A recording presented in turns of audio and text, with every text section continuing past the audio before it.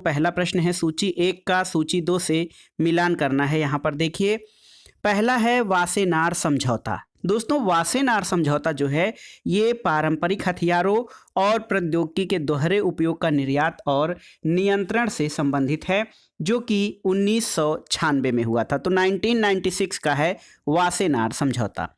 Australia समूह ये 1985 में ये रासायनिक और जैविक हथियारों के प्रसार को रोकने के लिए ये समझौता हुआ था। 1985 में रासायनिक और जैविक हथियारों के प्रयोग और प्रसार को रोकने से। न्यूक्लियर सप्लायर ग्रुप्स, जिसको एनएसजी कहा जाता है, 1974 में इसकी स्थापना परमाणु हथियारों के अप्रसार को रोकने के लिए की गई थी। और प्रक्षेपास्त्र प्रौद्योगिकी नियंत्रण व्यवस्था यानी मिसाइल टेक्नोलॉजी कंट्रोल सिस्टम, तो दोस्तों MTCR जिसको कहा जाता है, 1987 में इसकी स्थापना सामूहिक विनाश वाले हथियारों की सुपुर्दगी के लिए प्रणाली का जो है अप्रसार के लिए किया गया था। तो 3, 1, 2 और 4 सही क्रम हो जाएगा। सही उत्तर आपका हो जाएगा ऑप्शन ए। अगले प्रश्न पर आते हैं दोस्तों। गुटनिरपेक्ष आंदोलन के संबंध में निम्नलिखित कथनों पर विचार करना है आपको। देखिए, जूलियस नेरेरे गुटनिरपेक्ष के एक संस्थापक सदस्य थे। गलत है। भारत ने 7वीं नैम शिखर सम्मेलन की मेजबानी की थी, तो ये आपका सही है। और 17वीं नैम शिखर सम्मेलन वेनेजुएला में आयोजित की गई थी, सही है।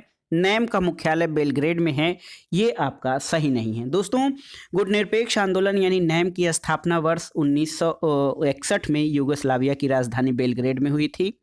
भारत ने 7वीं नैम शिखर सम्मेलन 1983 की मेजबानी की थी, जबकि आप जानते हैं कि 17वां नैम शिखर सम्मेलन 2016 में वेनेजुएला में आयोजित किया गया था।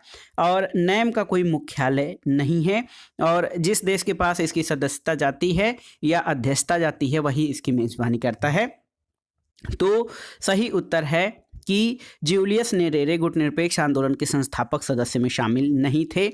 बी और सी, ऑप्शन सी आपका सही उत्तर हो जाएगा।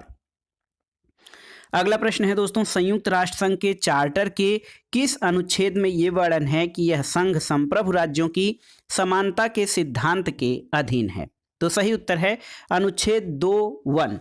संयुक्त राष्ट्र संघ के चार्टर के अनुच्छेद 2 सब सेक्शन 1 में यह वर्णित है कि संघ जो है संप्रभु राज्यों की समानता के सिद्धांत के अधीन है। और संयुक्त राष्ट्र संघ में कुल 111, याद रखिएगा, संयुक्त राष्ट्र संघ के चार्टर में कुल 111 अनुच्छेद हैं और इसकी स्थापना 24 अक्टूबर 1945 को की गई थी। अगला प्रश्न है, निम्नलिखित में से किस राजनीतिज्ञ ने USSR को दुष्ट साम्राज्य की संज्ञा दी थी? तो सही उत्तर है अमेरिकी राष्ट्रपति रोनाल्ड रीगन ने। रोनाल्ड रीगन का कार्यकाल 1981 से 1989 रहा। इन्होंने सोवियत संघ गणराज्य को दुष्ट साम्राज्य की संज्ञा दी थी। अगला प्रश्न है दोस्तों, वर्ष 1999 में नाटो ने सर्बिया पर कोसोवो में निर्जाति नरसंहार का आरोप लगाया और उसके खिलाफ कार्रवाई की। इस पर रूस और चीन जैसी प्रमुख अन्य शक्तियों ने इस प्रकार प्रतिक्रिया व्यक्त की थी। तो ये प्रतिक्रिया इस प्रकार थी कि रूस और चीन दोनों ने संयुक्त राष्ट्र संघ के अनुमोदन के बिना कार्रवाई करने के लिए नाटो की आलोचना की थी। तो ये बहुत ही महत्वपूर्ण है दोस्तों। 1999 में नाटो ने सर्बिया पर कोसोवो में निर्जाति नरसंहार का आरोप लगाकर उसके खिलाफ कार्रवाई की थी। अगला प्रश्न है प्रश्न संख्या 6। देखिए, किस या किन देशों ने क्योटो प्रोटोकॉल का अनुपालन करते हुए उत्सर्जन में कमी लाने को विधिक रूप से अनिवार्य किए जाने के प्रस्ताव को अस्वीकार कर दिया है?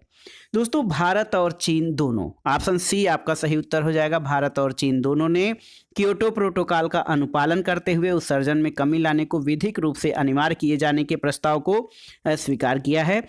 और UNFCCC की वर्ष 1997 में क्योटो प्रोटोकॉल बैठक हुई थी और इसमें ग्रीन हाउस गैसों के कटौती का समझौता हुआ था और ये समझौता विकसित देशों के लिए बाध्यकारी था, जबकि विकासशील देशों पर किसी प्रकार का प्रतिबंध नहीं था। अगला प्रश्न है प्रश्न संख्या 7, अंतर्राष्ट्रीय राजनीति से संबंधित है। प्रश्न है कि राष्ट्रीय हित विदेश नीति का क्या है? मुख्य तत्व, निर्धारक तत्व, सारभूत तत्व या इनमें से कोई नहीं? तो दोस्तों, राष्ट्रीय हित या नेशनल इंटरेस्ट ये विदेश नीति का निर्धारक तत्व होता है। ऑप्शन बी आपका सही उत्तर है। तो सही उत्तर कि राष्ट्रीय हित विदेश नीति का निर्धारक तत्व है और प्रत्येक देश या प्रत्येक राष्ट्र अपनी विदेश नीति का निर्धारण राष्ट्रीय हितों के परिप्रेक्ष्य में ही करता है। अगला प्रश्न है, स्टीवन रोजन और वाल्टर जोन्स के अनुसार राष्ट्रीय शक्ति का सबसे महत्वपूर्ण तत्व क्या है? ऑप्शन है भूगोल, विचारधारा, जनसंख्या और नेतृत्व। तो दोस्तों रोजन और वाल्टर जोन्स के अनुसार राष्ट्रीय शक्ति का सबसे महत्वपूर्ण तत्व नेतृत्व है। ऑप्शन डी आपका सही उत्तर हो जाएगा।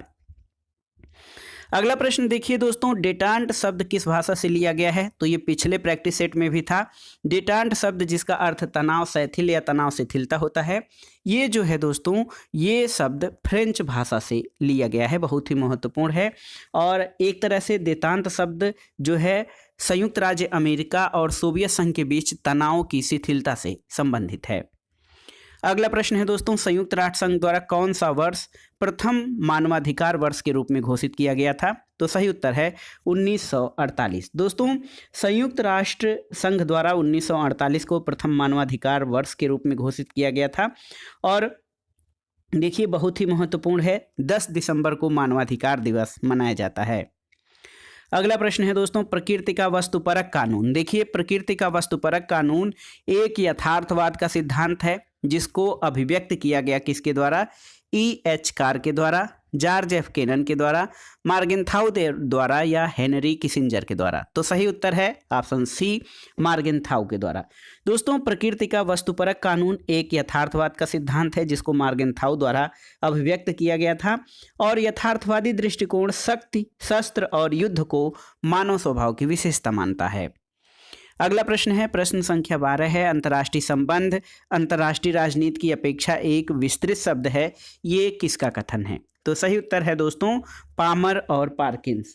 अंतर्राष्ट्रीय संबंध अंतर्राष्ट्रीय राजनीति की अपेक्षा विस्तृत शब्द है, ये कथन पामर और पार्किंस का है। अगला प्रश्न है दोस्तों, भारतीय प्रत्यर्पण विधि किस वर्ष अस्तित्व में आई थी? आपको बताना है। तो सही उत्तर है वर्ष 1962 में। दोस्तों भारतीय प्रत्यर्पण विधि जो थी 1962 में अस्तित्व में आई थी और इसमें विदेशी राज्यों के साथ भारत द्वारा की गई संधि, समझौता या व्यवस्था के रूप में प्रत्यर्पण को परिभाषित किया गया है। अगला प्रश्न एक महत्वपूर्ण बुक है, वेल्थ ऑफ नेशंस। दोस्तों वेल्थ ऑफ नेशंस इस पुस्तक की रचना 1776 में किसके द्वारा की गई थी? तो एडम स्मिथ इसके लेखक हैं और एडम स्मिथ दोस्तों अहस्तक्षेपवादी उदारवादी हैं। लेसेज फेयर या अहस्तक्षेप की नीति के समर्थक होने के कारण उन्होंने कहा था कि बाजार की क्रियाओं को खुला छोड़ देना चाहिए और इसको एडम स्मिथ ने अदृश्य हाथ की संज्ञा दी थी। सभी व्यक्तियों को खुला छोड़ देने से समाज का भला हो जाएगा। अगला प्रश्न है दोस्तों, क्रूसेड युद्ध के कौन से मुख्य कारण थे? आर्थिक, साम्राज्यवाद, जाति या मनोवैज्ञानिक? तो सही उत्तर है क्रूसेड जो युद्ध थे इसके जातीय कारण थे और यूरोप के ईसाइयों द्वारा 1095 से 1291 के मध्य अपने धर्म की पवित्र भूमि फिलिस्तीन और उसकी राजधानी जेरूसलम में स्थित ईसा की समाधि का गिरजाघर मुस्लिमों से छीनने के लिए किए गए युद्ध को ईसाई धर्म युद्ध कहा जाता है। अगला प्रश्न है दोस्तों, मानवाधिकार आयोग का मुख्यालय कहाँ पर है? तो सही उत्तर है मानवाधिकार आयोग का मुख्यालय दोस्तों ये स्विट्जरलैंड जिनेवा में स्थित है और इसके सदस्यों की संख्या 47 है। मानवाधिकार दिवस प्रत्येक वर्ष 10 दिसंबर को मनाया जाता है। अगला प्रश्न है, अंतर्राष्ट्रीय राजनीति के उपागमों में निम्नलिखित में से एक को शामिल नहीं किया जाता है। आदर्शवादी उपागम, यथार्थवादी उपागम, समाजवादी उपागम और परंपरावादी उपागम। तो सही उत्तर है समाजवादी उपागम। दोस्तों अंतर्राष्ट्रीय राजनीति के जो अप्रोचेज हैं या उपागम हैं उसमें समाजवादी उपागम नहीं शामिल है। आदर्शवादी, यथार्थवादी, परंपरावादी, व्यवस्था उपागम ये सभी अंतर्राष्ट्रीय राजनीति के उपागम में शामिल हैं। अगला प्रश्न है दोस्तों, प्राचीन काल में इराक को किस नाम से जाना जाता था? आपको बताना है। ऑप्शन है आपके देखिए बेबीलोन, अबिसीनिया, सीरिया या मेसोपोटामिया। तो सही उत्तर है दोस्तों प्राचीन काल में इराक को मेसोपोटामिया के नाम से जाना जाता है और मेसोपोटामिया दोस्तों दजला और फरात नदियों के बीच में स्थित प्रमुख सभ्यता थी। अगला प्रश्न है, किसने अंतर्राष्ट्रीय राजनीति में गेम सिद्धांत या खेल सिद्धांत का प्रतिपादन किया था? ऑप्शन है Norbert Wiener, Thomas Schelling, Snyder और एम.ए. कापलान। तो सही उत्तर है मर्टन कैपलान। दोस्तों मर्टन कैपलान, मार्टिन सुबक और राइकर को अंतर्राष्ट्रीय राजनीति में गेम सिद्धांत के प्रमुख विचारकों में माना जाता है, और कापलान जो है ये खेल सिद्धांत के प्रमुख प्रतिपादकों में है दोस्तों। और मार्टिन कैपलान के द्वारा दोस्तों व्यवस्था सिद्धांत का भी प्रतिपादन किया गया था। अगला प्रश्न है, निम्नलिखित में से कौन सा देश ओपेक यानी तेल निर्यातक देशों के समूह का सदस्य नहीं है? ऑप्शन है नाइजीरिया, कुवैत, इंडोनेशिया या इजिप्ट। तो सही उत्तर है इजिप्ट यानी मिस्र दोस्तों, ये ओपेक का सदस्य नहीं है। और ओपेक की जानकारी के लिए बता दें, 1960 में ओपेक की स्थापना बगदाद इराक में हुआ था। और आपके लिए एक प्रश्न है, वर्तमान में ओपेक के सदस्य देशों की कुल संख्या कितनी है आपको बताना है।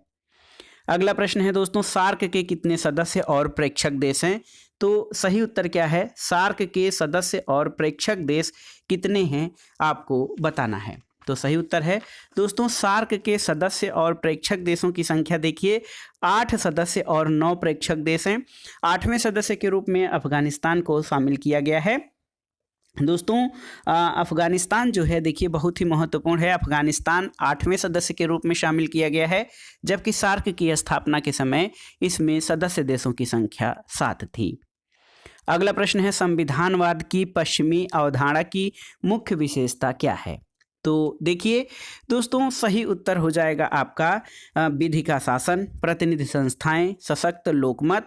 तो ऑप्शन बी 2, 3 और 4 ये जो है संविधानवाद के पश्चिमी अवधारणा की मुख्य विशेषता है, इसमें विचारधारा शामिल नहीं है। तो सही उत्तर हो जाएगा ये दोस्तों, विधि का शासन, सशक्त लोकमत और प्रतिनिधि संस्थाएं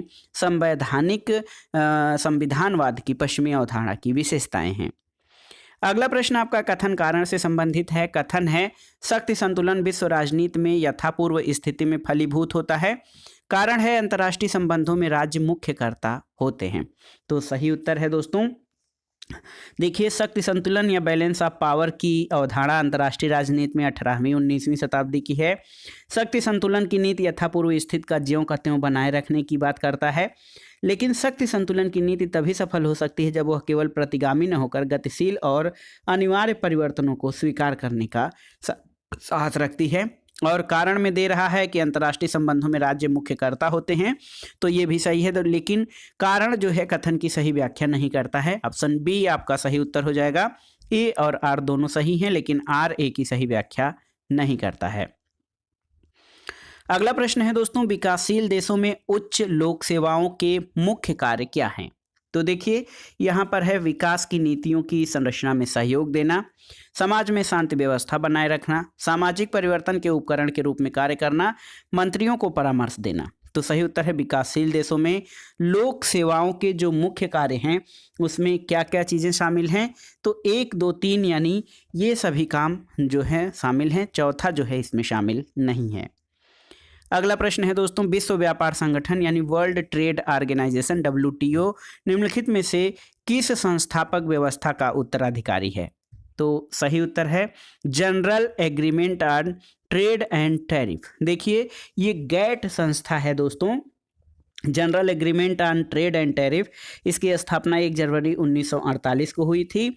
और दोस्तों विश्व व्यापार संगठन 1995 में अस्तित्व में आया था। तो सही उत्तर आपका हो जाएगा ऑप्शन सी, व्यापार और प्रशुल्क पर सामान्य करार जो है इसके उत्तराधिकारी के रूप में WTO की स्थापना हुई थी। अगला प्रश्न है, कौन सा H.J. मार्गेनथाउ द्वारा लिखित पुस्तक का पूर्ण शीर्षक है? दोस्तों आप जानते हैं कि हंस जे मार्गेनथाउ की रचना है पॉलिटिक्स एमंग नेशंस, और फुल जो बुक का नाम है वो है politics among nation the struggle for power and peace. तो ये ऑप्शन सी आपका सही उत्तर हो जाएगा। अगला प्रश्न है भारत की पश्चिम दृश्य यानी पश्चिम की ओर देखो नीति लुक वेस्ट पॉलिसी भारत के संबंधों की किसके साथ व्यापकता और विस्तार का पक्षपोषण करती है? तो सही उत्तर है पश्चिमी एशियाई देशों के साथ। दोस्तों देखा जाए तो जो देखिए पर भारत की पश्चिम की ओर देखो नीति जो है ये दशकों पुरानी है और ये भारत के संबंधों को पश्चिमी एशियाई देशों के साथ व्यापकता और विस्तार का पक्षपोषण करती है। अगले प्रश्न पर आते हैं दोस्तों, उदारीकरण के सकारात्मक प्रभाव क्या हैं? तो विदेशी निवेश, बढ़ा हुआ उत्पादन, बढ़ी हुई बेरोजगारी और प्रौद्योगिकी उन्नति। तो दोस्तों बढ़ी हुई बेरोजगारी ये उदारीकरण के सकारात्मक प्रभाव में नहीं बल्कि नकारात्मक प्रभाव है एक तरह से देखा जाए। सकारात्मक में विदेशी निवेश, बढ़ा हुआ उत्पादन और प्रौद्योगिकी उन्नति है। तो ABD आपका सही उत्तर हो जाएगा। अगला प्रश्न है अंतर्राष्ट्रीय श्रम संगठन किस वर्ष संयुक्त राष्ट्र संघ की विशिष्ट एजेंसी बना था? आपको बताना है। तो सही उत्तर है 1946 में। दोस्तों अंतर्राष्ट्रीय श्रम संगठन की स्थापना मजदूर और श्रमिकों के हितों की रक्षा के लिए की गई थी और इसकी स्थापना कब हुई थी? 1919 में अंतर्राष्ट्रीय श्रम संगठन की स्थापना हुई थी, लेकिन ये UN की विशिष्ट एजेंसी 1946 में बना था। अगला प्रश्न है या तो मार्गरेट थैचर या टोनी ब्लेयर के अंतर्गत यूनाइटेड किंगडम में प्रधानमंत्रियों द्वारा सत्ता का जितना दुरुपयोग किया गया उसकी तुलना में सन 1989 से भारत में मंत्रियों द्वारा सत्ता का अपेक्षाकृत कम दुरुपयोग देखा गया है। ये कथन किसका है? तो सही उत्तर है ये कथन दोस्तों जेम्स मेनर का है। ऑप्शन सी आपका सही है। और इनकी पुस्तकों में democracy and decentralisation in South Asia and Africa, rethinking third world politics और politics and state society relations in India 2017 इनकी प्रमुख पुस्तकें हैं और ये कथन जेम्स मेनर का है। अगला प्रश्न है विचारधाराओं के मार्गेंथाउ वर्गीकरण में क्या शामिल नहीं है? यथापूर्व स्थिति की विचारधारा, साम्राज्यवाद की विचारधारा, अस्पष्ट विचारधारा या आधिपत्य की विचारधारा। तो सही उत्तर हो जाएगा विचारधाराओं का जो मार्गेंथाउ का वर्गीकरण है उसमें आधिपत्य की विचारधारा शामिल नहीं है, जबकि यथापूर्व, साम्राज्यवाद और अस्पष्ट विचारधाराएं इसमें शामिल हैं। अगला प्रश्न है दोस्तों जनवरी 2002 में किन देशों को अमेरिकन राष्ट्रपति द्वारा दुष्टता की धुरी यानी एक्सिस ऑफ एविल की संज्ञा दी गई थी? तो दोस्तों उत्तर कोरिया, ईरान और इराक। देखिए ऑप्शन डी आपका सही उत्तर हो जाएगा। नॉर्थ कोरिया, ईरान और इराक को अमेरिकन राष्ट्रपति जॉर्ज W. बुश जूनियर द्वारा दुष्टता की धुरी के रूप में इसको वर्णित किया गया था। अगला प्रश्न है किस विचारक के अनुसार वैश्वीकरण से पृथ्वी का रूपांतरण एक वैश्विक गांव के रूप में हो गया है? तो ये विचारक हैं मार्सन मैकलुहान। एक टर्म आता है दोस्तों ग्लोबल विलेज या वैश्विक गांव। दोस्तों ग्लोबलाइजेशन के युग में पूरी दुनिया का स्वरूप एक गांव के रूप में हो गया है और इस विचारधारा के प्रतिपादक मार्सल मैकलुहान रहे हैं। तो ये ग्लोबल विलेज या वैश्विक गांव के जनक के रूप में जाने जाते हैं। अगला प्रश्न है दोस्तों कांगो संकट जिसके लिए अंतर्राष्ट्रीय स्तर पर एक महत्वपूर्ण भूमिका निभाने के लिए भारत की सराहना की गई थी, वो क्या मुद्दा था?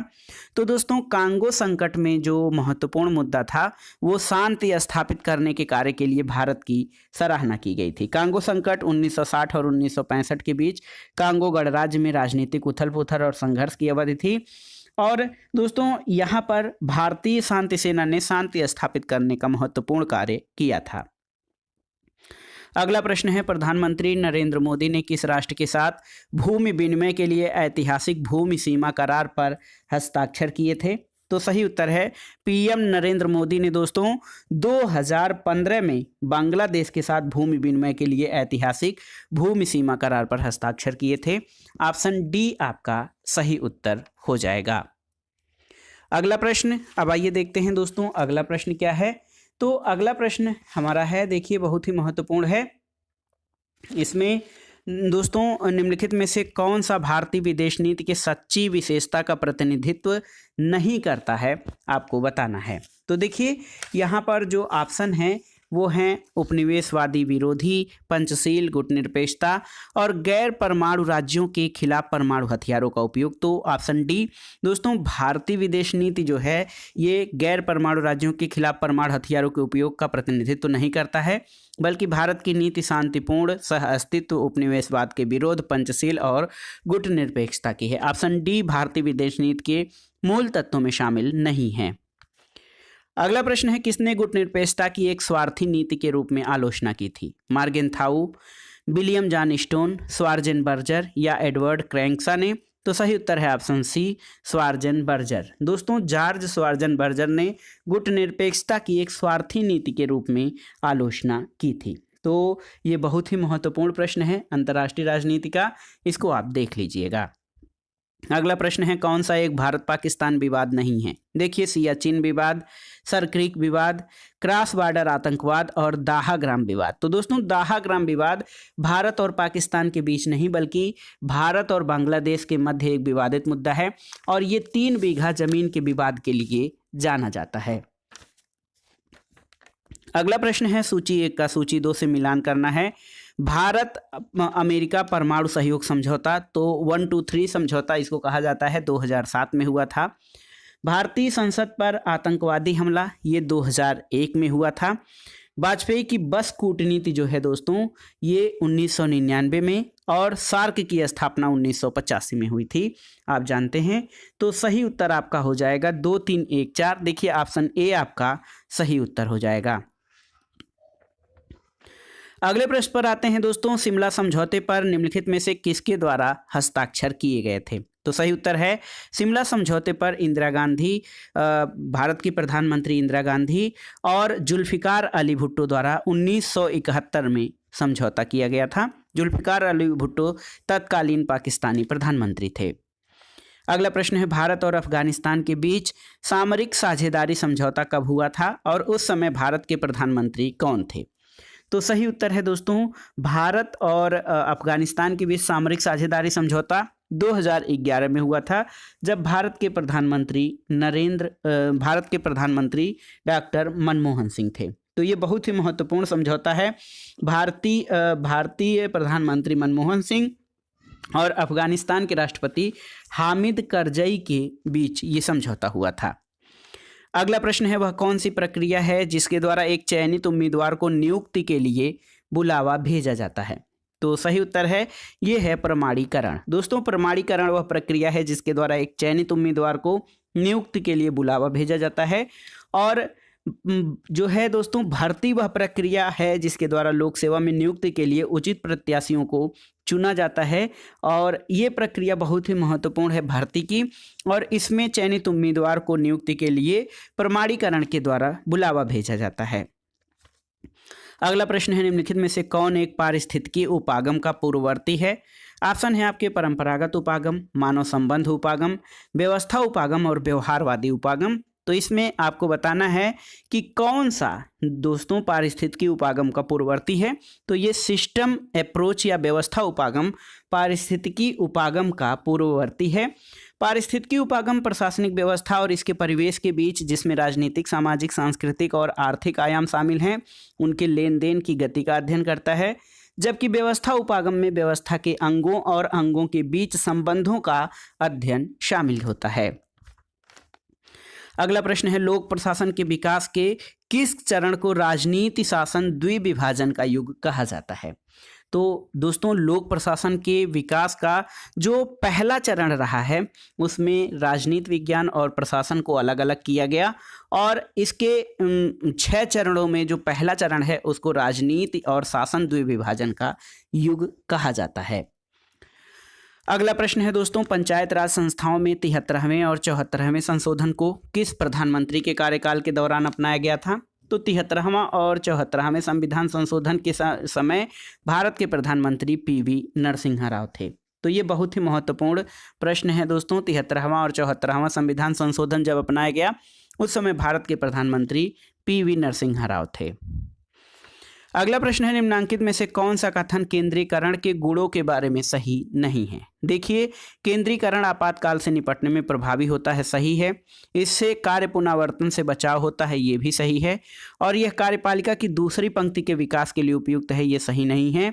और ये मानव और पूंजीगत संसाधनों के अधिकतम उपयोग में सहायक होता है, सही है। तो ए, बी और डी आपके सही हैं, सी आपका सही उत्तर नहीं है। तो केंद्रीकरण का गुण सी नहीं है। अगला प्रश्न है दोस्तों, देखिए बहुत ही महत्वपूर्ण है। रॉबर्ट नाजिक के कार्यों को आप किस सिद्धांत की तरह वर्गीकृत कर सकते हैं। दोस्तों, रॉबर्ट नाजिक के कार्यों को स्वाधीनता का समर्थक सिद्धांत के तहत वर्गीकृत किया जाता है।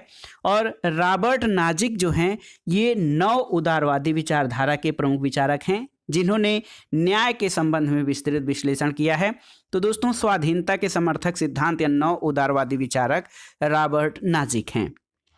अगला प्रश्न है, निम्नलिखित में से कौन एक मुख्यतः जनजातीय क्षेत्रों में पंचायती राज से संबंधित है। तो सही उत्तर है DS भूरिया समिति, दिलीप सिंह भूरिया समिति। दोस्तों, ये जनजातीय क्षेत्रों में पंचायती राज से संबंधित हैं। और दोस्तों, जनजातीय क्षेत्रों में पंचायती राज के विस्तार की संभावनाओं को तलाशने के लिए भारत सरकार ने 1994 में दिलीप सिंह भूरिया के नेतृत्व में एक समिति गठित किया था। और 1995 में भूरिया समिति ने अपनी रिपोर्ट दी। और 1996 में संसद ने Panchayat extension to the scheduled areas यानी पेसा एक्ट 1996 पारित किया था। अगला प्रश्न है दोस्तों, कमिटेड ब्यूरोक्रेसी या प्रतिबद्ध नौकरशाही के विचार की वकालत भारत में किसने की थी। अगला प्रश्न है, तो ऑप्शन है जवाहरलाल नेहरू, वल्लभ भाई पटेल, मोरारजी देसाई या श्रीमती इंदिरा गांधी। तो सही उत्तर है श्रीमती इंदिरा गांधी। दोस्तों, प्रतिबद्ध नौकरशाही ऐसी नौकरशाही है जिसमें नौकरशाही सत्ता के प्रति प्रतिबद्ध होती है और इस रूप में वो अपना निष्पक्ष स्वरूप कायम नहीं रह पाती, और इसकी वकालत श्रीमती इंदिरा गांधी ने की थी। अगला प्रश्न है, आदेश की एकता सिद्धांत क्या सुनिश्चित करता है। ऑप्शन है उत्तरदायित्व, स्वीकार्यता, विशेषज्ञता और समन्वय। तो सही उत्तर है दोस्तों, देखिए उत्तरदायित्व। आदेश की एकता यानी यूनिटी ऑफ कमांड जो है, आदेश की एकता का जो सिद्धांत है वो उत्तरदायित्व को सुनिश्चित करता है। और दोस्तों, आदेश की एकता सिद्धांत के सबसे महत्वपूर्ण समर्थक हेनरी फेयोल हैं। अगला प्रश्न है, वैज्ञानिक प्रबंध सिद्धांत का प्रतिपादन किसने किया था। तो FW टेलर या फ्रेडरिक टेलर। दोस्तों, ये वैज्ञानिक प्रबंध सिद्धांत के प्रमुख विचारक हैं। मैक्स वेबर नौकरशाही के प्रमुख प्रवक्ता हैं। एल्टन मेयो मानव संबंध सिद्धांत के, और हर्बर्ट साइमन निर्णय निर्माण सिद्धांत के प्रतिपादक हैं। अगला प्रश्न है, निम्नांकित में से इंग्लैंड में किसने नियोक्ता कर्मचारी संबंधों के परिप्रेक्ष्य में व्हिटले परिषदों की स्थापना का सुझाव दिया था। तो दोस्तों देखिए, रैमजे मैकलम एजी स्टुअर्ट बर्निंग के निर्देशन में एक समिति 1916 में गठित की गई थी यूनाइटेड किंगडम में नियोक्ता कर्मचारी संबंधों के लिए। तो ये रैमजे बर्निंग समिति थी। ऑप्शन बी आपका सही उत्तर हो जाएगा। व्हिटले परिषदों की स्थापना से संबंधित जो था ये रैमजे बर्निंग कमेटी की जो है सुझाव के आधार पर व्हिटले परिषदों की स्थापना का सुझाव दिया गया था। अगला प्रश्न है दोस्तों, सूत्र और स्टाफ यानी लाइन एंड स्टाफ प्रकार के संगठन का सर्वप्रथम किस एक में प्रादुर्भाव हुआ था। तो सही उत्तर है सूत्र और स्टाफ अभिकरण सबसे पहले मिलिट्री एडमिनिस्ट्रेशन यानी सैन्य प्रशासन में इसका प्रादुर्भाव हुआ था। ऑप्शन डी आपका सही उत्तर है। अगला प्रश्न है, कौन पद सोपान की मौलिक विशेषताओं में एक विशेषता नहीं है। पद सोपान या हायरार्की दोस्तों देखिए, आदेश की एकता, निर्देश की बहुलता, उत्तरदायित्व के अनुरूप सत्ता और उचित माध्यम का सिद्धांत। तो इसमें आपको बताना है कौन पद सोपान की मौलिक विशेषता नहीं है। तो ये है निर्देश की बहुलता। दोस्तों निर्देश की बहुलता ये हायरार्की का मौलिक विशेषता नहीं है। अगला प्रश्न है, किसने लोक प्रशासन और निजी प्रशासन में भेद नहीं किया है। Henry Fayol, Herbert Simon, Paul H Appleby और जॉन गॉस। तो सही उत्तर क्या हो जाएगा दोस्तों, सही उत्तर आपका हो जाएगा किसने जो है ये दोस्तों निजी और लोक प्रशासन में विभेद नहीं किया है। तो हेनरी फेयोल ने दोस्तों देखिए, इन्होंने निजी प्रशासन और लोक प्रशासन में अंतर नहीं किया है। अगला प्रश्न है, प्रश्न संख्या 56 है, निम्नलिखित में से कौन सा सिद्धांत परंपरागत सिद्धांत कहलाता है। संगठन का सिद्धांत, मानव संबंध सिद्धांत, वैज्ञानिक प्रबंध सिद्धांत या नौकरशाही सिद्धांत। तो दोस्तों लोक प्रशासन के अंतर्गत जो संगठन सिद्धांत है ये परंपरागत सिद्धांत कहा जाता है और इसके पूर्व जो मुख्य प्रवर्तक रहे उसमें हेनरी फेयोल, लूथर गुलिक, एल उर्विक, मूने, रैले, फॉलेट हैं और इसे संगठन सिद्धांत, यांत्रिक सिद्धांत, औपचारिक संगठन सिद्धांत आदि नामों से जाना जाता है। अगला प्रश्न है दोस्तों, द्वितीय प्रशासनिक सुधार आयोग की निम्नलिखित 4 रिपोर्टों को उनके क्रम में व्यवस्थित कीजिए। तो जो द्वितीय प्रशासनिक सुधार आयोग रही है दोस्तों, उसकी सबसे पहली रिपोर्ट सूचना का अधिकार रहा, दूसरा मानव पूंजी को मुक्त करना, तीसरा क्राइसिस मैनेजमेंट यानी संकट प्रबंधन रहा और चौथा शासन में नैतिकता। तो सही क्रम जो हो जाएगा वो हो जाएगा ऑप्शन ए, बी, सी और डी। ये द्वितीय प्रशासनिक सुधार रिपोर्ट की उनके अपेक्षित क्रम है। अगला प्रश्न है, मैक्स वेबर ने कितने संभव प्रकार के प्राधिकरण की पुनरावृत्ति की है? तो सही उत्तर क्या हो जाएगा दोस्तों? सही उत्तर हो जाएगा मैक्स वेबर ने 3 प्रकार के प्राधिकारों की चर्चा की है और इसमें परंपरागत सत्ता, करिश्माई सत्ता और कानूनी विवेक सम्मत सत्ता शामिल हैं।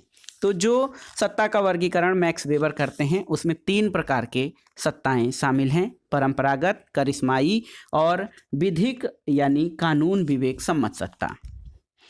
अगला प्रश्न है दोस्तों, देखिए बहुत ही महत्वपूर्ण है, सूची 1 का सूची 2 के साथ सुमेलन करना है। निर्वाचन व्यवस्था और देश। देखिए first past the post system ये भारत में है, 2 राउंड्स ऑफ सिस्टम ये मिस्र में है, लिस्ट सिस्टम या सूची प्रणाली ब्राजील में है, सिंगल ट्रांसफरेबल वोट सिस्टम यानी एकल जो है हस्तांतरणीय मत पद्धति ये आयरलैंड में है। तो सही उत्तर हो जाएगा A B C D 1 2 3 4, option A आपका सही उत्तर हो जाएगा। अगला प्रश्न है दोस्तों, निम्नलिखित में से भारत में एक पार्टी एक राष्ट्रीय पार्टी के रूप में पहचाने जाने के लिए सही आवश्यकता क्या है? तो सही उत्तर है दोस्तों, राष्ट्रीय पार्टी भारत में वही पार्टी होती है यदि दल को राज्य स्तरीय दल के तौर पर मान्यता मिलती है और लोकसभा चुनाव में 2% सीटें जीतता है और ये उम्मीदवार 3 राज्यों से चुने जाते हैं। तो देखिए जैसे भाजपा, कांग्रेस, माकपा, बसपा, राष्ट्रवादी कांग्रेस पार्टी, कम्युनिस्ट पार्टी, तृणमूल कांग्रेस ये राष्ट्रीय सीटें हैं, राष्ट्रीय दल हैं। और आपके लिए एक प्रश्न है कि वर्तमान में भारत में राष्ट्रीय दलों की संख्या कितनी है? दोस्तों ये महत्वपूर्ण प्रश्न है, परीक्षा में पूछा भी जा सकता है। अगला प्रश्न है, निम्नलिखित में से किसने गैर प्रतियोगी पार्टी प्रणाली को एक दल सत्तावादी, एक दल बहुवादी और एक दल सर्वाधिकारवादी से विभाजित किया है? तो सही उत्तर है जो है दल व्यवस्था के प्रमुख जो विचारक हैं ला पलम्बोरा और मायरन बीनर। इन्होंने 2 प्रकार की दलीय पद्धतियां बताई हैं, प्रतियोगी दल प्रणाली और अप्रतियोगी दल प्रणाली। और अप्रतियोगी दल प्रणाली में उन्होंने एक दल निरंकुशता पद्धति, एक दल बहुलवादी पद्धति और एक दल सर्वाधिकारवादी पद्धति का वर्णन किया है। अगला प्रश्न है दोस्तों, निम्नलिखित निवेश कार्यों यानी इनपुट फंक्शंस के सही क्रम को पहचानिए। तो सही क्रम क्या है? देखिए यहाँ पर जो है सबसे पहले आता है दोस्तों राजनीतिक सामाजिकरण और भर्ती, सबसे पहले आता है, ये 1 नंबर पे आ जाएगा। उसके बाद आपका आता है हित अभिव्यक्तिकरण, ये 2 नंबर पर आ जाएगा। उसके बाद इसके बाद आता है आपका हित समुच्चय और फिर लास्ट में आपका आता है दोस्तों ये आपका राजनीतिक संप्रेषण। तो 2, 4, 3 और 1 सही क्रम हो जाएगा, ऑप्शन बी आपका सही उत्तर हो जाएगा। अगला प्रश्न है दोस्तों, निम्नलिखित में से किसने इस विचार को अस्वीकार किया कि जाति की स्थिति दैवी प्रतिफल या दंड का परिणाम था? ऑप्शन है आपके बिपिन चंद्र पाल, एम ए जिन्ना, जवाहरलाल नेहरू या मोहनदास करमचंद गांधी। तो दोस्तों महात्मा गांधी ने इस विचार को अस्वीकार कर दिया था कि जाति की स्थिति दैवी प्रतिफल या दंड का परिणाम है। ये दोस्तों महात्मा गांधी जो है इसी के प्रतिकार स्वरूप गांधी जी ने दलितों को हरिजन की उपाधि या हरिजन की सम्मानित किया है। अगला प्रश्न है, निम्नलिखित में से किसे किसी जाति या जनजाति को पिछड़ी हुई जाति या जनजाति घोषित करने का अधिकार है? तो आप जानते हैं भारत के राष्ट्रपति को। प्रेसिडेंट ऑफ इंडिया दोस्तों किसी भी जाति को जनजाति या पिछड़ी हुई जाति या जनजाति घोषित करने का अधिकार रखता है। वह अनुसूचित जाति, अनुसूचित जनजाति और अन्य पिछड़े वर्गों के लिए एक आयोग की नियुक्ति कर सकता है और उसे किसी क्षेत्र को अधिसूचित क्षेत्र घोषित करने, अनुसूचित क्षेत्रों और जनजाति क्षेत्रों के प्रशासन की शक्तियां प्राप्त हैं और ये मूल रूप से राष्ट्रपति की कार्यकारी शक्तियों में शामिल हैं। अगला प्रश्न है, राज्य सरकार का अंकेक्षण यानी ऑडिट क्या होता है, किस सूची का विषय है? राज्य का विषय, केंद्र का विषय, समवर्ती सूची का विषय या उपर्युक्त में से कोई नहीं। तो दोस्तों राज्य सरकार का जो अंकेक्षण होता है वो केंद्र का विषय है। बहुत ही इंपॉर्टेंट प्रश्न है। देखिए, राज्य सरकार का अंकेक्षण या ऑडिट ये राज्य का विषय नहीं बल्कि केंद्र का विषय होता है और भारत में नियंत्रक और महालेखा परीक्षक केंद्र का अंकेक्षण या लेखा परीक्षण और राज्यों में अंकेक्षण और लेखांकन दोनों का काम करता है। अगला प्रश्न है, भारत में विभागों से संबंधित संसदीय अस्थायी समितियों के बारे में नियम कब बनाए गए थे? तो यहाँ पर देखिए ऑप्शन है आपके, देखिए बहुत ही महत्वपूर्ण है दोस्तों, 1977, 1981, 1989 या 2010। तो सही उत्तर है 1989 में। दोस्तों देखिए 1989 में 3 विभागीय समितियां स्थापित की गई। लोकसभा में समयाभाव के कारण प्रत्येक विभाग की मांग पर चर्चा नहीं हो पाती थी, इसलिए लोकसभा में एक नई परंपरा का जन्म हुआ और जिसको अमेरिकी व्यवस्था से लिया गया था।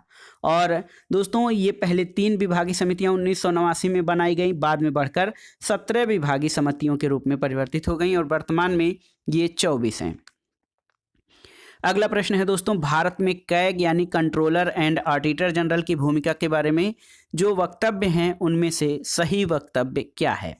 तो सही उत्तर है भारतीय संविधान में दोस्तों कैग जो है ये अनुच्छेद 148 के तहत जो है राष्ट्रपति जो इनकी नियुक्ति करता है और कैग जो है यानी नियंत्रक और महालेखा परीक्षक ये वित्तीय अनियमितताओं का पता लगाने का यंत्र है। तो सही उत्तर ऑप्शन ए हो जाएगा। अगला प्रश्न है, उस विधेयक को क्या कहते हैं जिसमें लोकसभा द्वारा स्वीकृत की जाने वाली सभी मांगे और संचित निधि प्रभार शामिल होते हैं? ऑप्शन है आपके विनियोग विधेयक, मांग विधेयक, मुद्रा नीति विधेयक या वित्त विधेयक। तो सही उत्तर है दोस्तों, संविधान में ये व्यवस्था है कि भारत की संचित निधि से विधि सम्मत विनियोग के सिवा धन की निकासी नहीं होगी। तो ये विनियोग विधेयक कहा जाता है जिसमें लोकसभा द्वारा स्वीकृत की जाने वाली मांगे और संचित निधि प्रभार शामिल होते हैं। अगला प्रश्न है, संविधान के किस अनुच्छेद के अंतर्गत भारत का राष्ट्रपति संघीय मंत्रिपरिषद की सलाह मानने के लिए बाध्य होता है? तो ये आप जानते हैं अनुच्छेद 74 है। दोस्तों भारतीय संविधान के अनुच्छेद 74 के अनुसार ये व्यवस्था है कि राष्ट्रपति को सहायता और सलाह देने के लिए प्रधानमंत्री के नेतृत्व में एक मंत्रिपरिषद का प्रावधान है और संविधान के अनुसार राष्ट्रपति संघीय मंत्रिपरिषद की सलाह मानने के लिए बाध्य होता है। ऑप्शन डी आपका सही उत्तर है। अगला प्रश्न और इस वीडियो का आखिरी प्रश्न है दोस्तों, किस आधार पर भारतीय संघीय व्यवस्था अमेरिकी संघीय व्यवस्था के अनुरूप है? ऑप्शन है केंद्र और राज्यों के मध्य शक्तियों के वितरण की पद्धति, नए राज्यों के निर्माण की प्रक्रिया, न्यायपालिका की स्थिति और संघीय विधायिका के उच्च सदन में राज्यों का प्रतिनिधित्व। तो दोस्तों भारतीय संविधान में संघ सरकार शक्तिशाली है, संघ और राज्यों का एक ही संविधान है, न्यायपालिका एकीकृत है, एकल नागरिकता है, संघ सेवा, राज्य सेवा और अखिल भारतीय सेवा का प्रावधान है। न्यायपालिका की स्थिति में अमेरिका और भारत में दोनों में एकीकृत न्यायपालिका की व्यवस्था की गई है। तो केवल न्यायपालिका की स्थिति में भारतीय संघीय व्यवस्था अमेरिकी संघीय व्यवस्था के अनुरूप है, अन्य सभी चीज़ों में उसमें कोई सादृश्य या समानता नहीं है। तो दोस्तों ये था आज का प्रैक्टिस सेट जिसमें आपने राजनीति विज्ञान के कुल 70 प्रश्नों को सॉल्व किया और ये प्रश्न दोस्तों असिस्टेंट प्रोफेसर भर्ती परीक्षा, गवर्नमेंट डिग्री कॉलेज प्रवक्ता परीक्षा, इसके अलावा LT grade, TGT PGT, government inter college प्रवक्ता और नेट JRF राजनीति विज्ञान के लिए बहुत ही उपयोगी हैं। आप इन प्रश्नों को तैयार कर लीजिएगा। दोस्तों वीडियो आपको कैसा लगा हमें कमेंट बॉक्स में ज़रूर बताइएगा। वीडियो को लाइक करें, शेयर करें और इस चैनल मार्गदर्शन फॉर सिविल सर्विसेज को सब्सक्राइब करें। वीडियो देखने के लिए धन्यवाद दोस्तों, नमस्कार।